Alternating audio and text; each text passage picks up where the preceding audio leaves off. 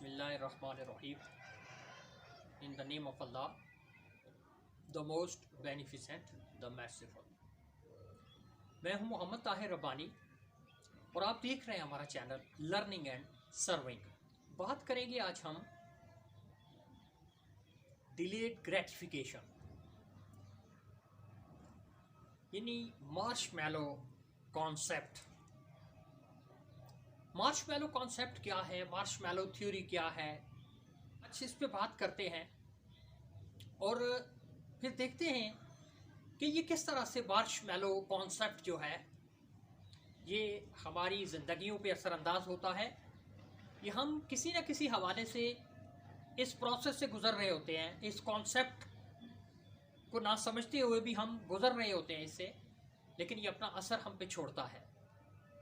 ایک ریسرچ کی اور کم و بیش اس نے اپنی اس ریسرچ پہ اپنے زندگی کے 30 قیمتی سال لگا دیے.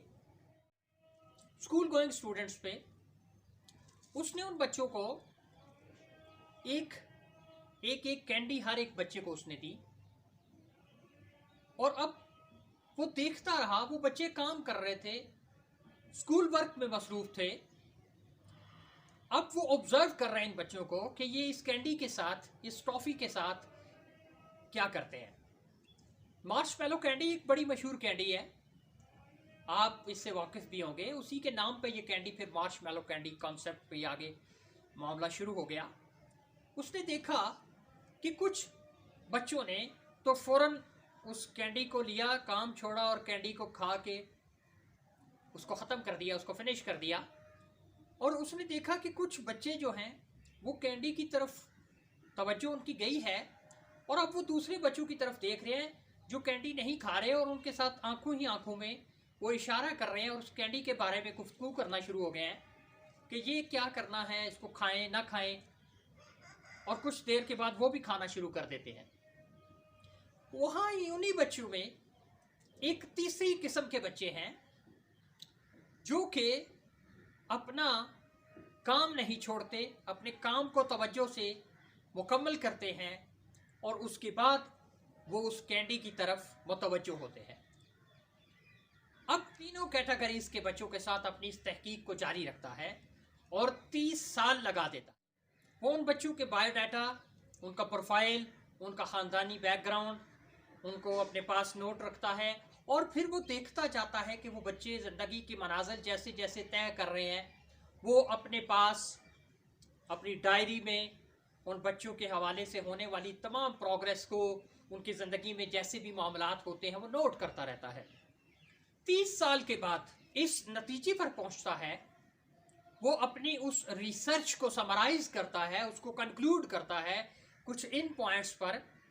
وہ کہتا ہے کہ وہ بچے جنہوں نے کینڈی کو دیکھتے ہی اپنا کام چھوڑا اور اس کو کھا لیا، وہ اپنے آنے والی زندگی میں کچھ اتنے کامیاب نہ ہوئے اور وہ ان شعبوں کی طرف چلے گئے یا کچھ ایسے کاموں میں مصروف ہو گئے کہ جس کو معاشرہ اچھی نظر سے نہیں دیکھتا.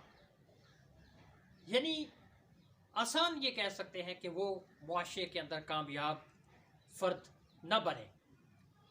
اس نے دیکھا کہ وہ بچے جنہوں نے تھوڑا انتظار کیا، آپس میں گفت و شنید کی، ڈسکشن کے بعد کام چھوڑا اور کینڈی کھانا شروع کر دی. اس نے کہا وہ بچے جب زندگی کے اس مقام پہ پہنچے تو وہ میڈیاکر لیول کے لوگ تھے.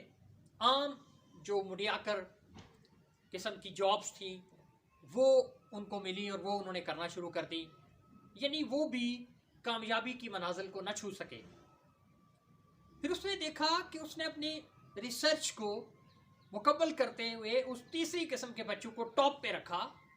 ان بچوں کو کہ جنہوں نے اس کینڈی کو کھایا نہیں، انہوں نے صبر کیا، انہوں نے اپنا کام مکمل کیا، توجہ کے ساتھ کام مکمل کیا اور اس کے بعد کینڈی کی طرف آئے.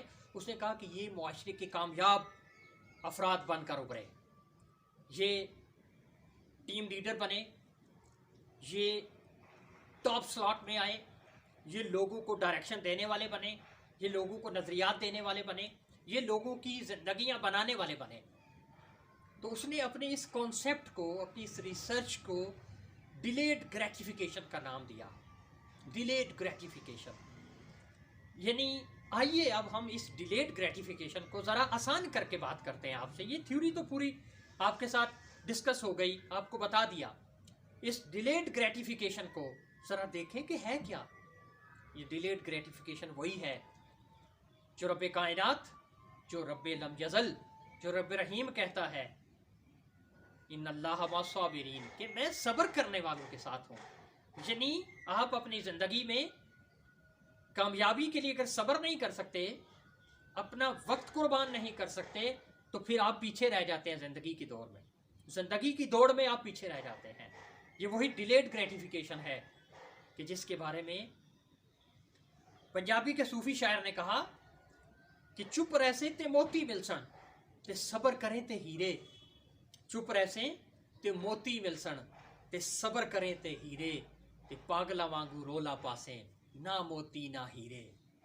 پاگلا وانگو رولا پاسیں نہ موتی نہ ہیرے. یہ ڈیلیڈ گریٹیفیکیشن ہے. یعنی صبر کے ساتھ، مکمل کمٹمنٹ کے ساتھ آپ کامیابی کا انتظار کریں، کامیابی آپ کو ملتی ہے. نبی کریم صلی اللہ تعالیٰ علیہ وآلہ وسلم کی ذات بابرکات تمام کائنات کے لیے نمونہ ہے، رول ماڈل ہے. آپ علیہ الصلوۃ والسلام کا فرمان عظمت نشان ہے. مفہوم عرض کروں گا. آپ نے فرمایا کہ زندگی میں آسانی اور خوشحالی اور کشادگی کا صبر کے ساتھ انتظار کرنا بھی عبادت ہے.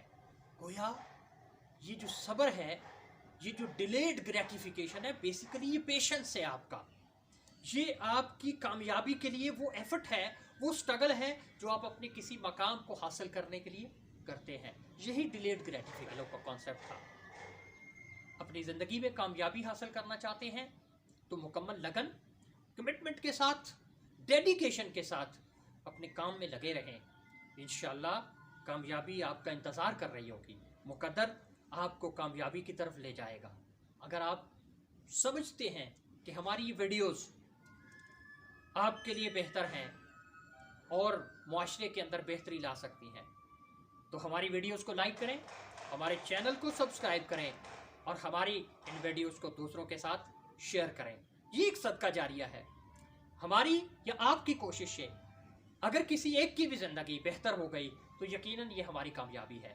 ہماری اور آپ کی کوشش سے اگر یہ کسی ایک شخص کی زندگی کو بدلنے میں ان کا کردار آ گیا، بعض اوقات لفظ، بعض اوقات کسی کا کہا گیا ایک جملہ، کسی کی دی گئی ایک تھپکی، کسی کی دی گئی ایک سپورٹیو کنسلٹیشن انسان کو کامیابی کی طرف لے جاتی ہے. اپنا بہت سارا خیال رکھیے گا. اللہ ہم سب کا حامی و ناصر ہو.